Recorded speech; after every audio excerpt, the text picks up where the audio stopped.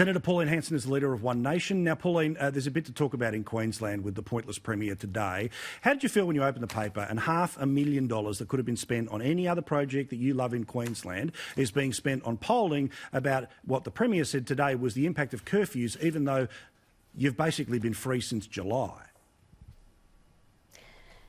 Absolutely correct, Paul. Everything that you said about it, it is leading up to the election. She's actually trying to make people feel good about the fact that she's kept the border safe. We've protected you, we've saved your lives, and that's a load of BS as far as I'm concerned.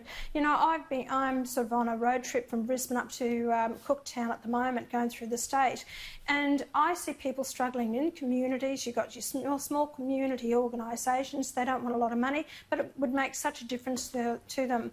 I see such a waste for this. You talk about bringing the AFL up to Queensland. You know they're going to spend another $460,000 just promoting it to get the cup throughout Queensland, take it up to Cairns, put on lights and banners on the bridges and everything to do with this, let alone what we've paid for to have it up here. You know, this government has no responsibility to the people of Queensland ensuring that money is well spent. They've put on 57,000 public servants and she's been in there putting on more and more. You know, all these consultants.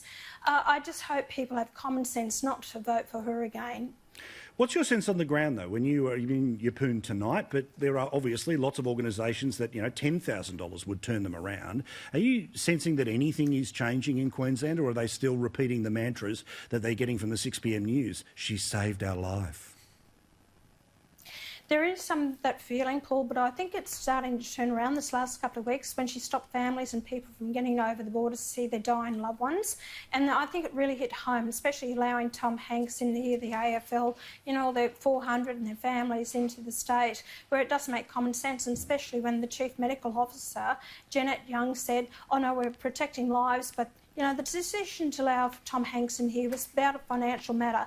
Well, she's the Chief Medical Officer. She had no right to make that comment. It was a political decision. That's why she's made that comment. So Annastacia Palaszczuk knew exactly what she was doing. She doesn't care about the people up here. I think she's absolutely so heartless.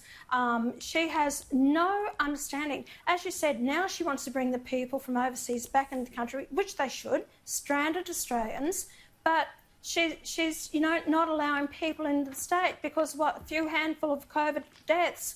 You know, have these deaths been because of COVID? They've died with it, not necessarily because of it. I wish people would wake up to this fast, what's going on. Yes, if you've got conditions, you've got health issues, you've got respiratory problems, you are over a certain age, protect yourself by all means. We should be looking after the aged, those in aged care homes, by all means. The rest of the nation wouldn't even know if they've got the COVID.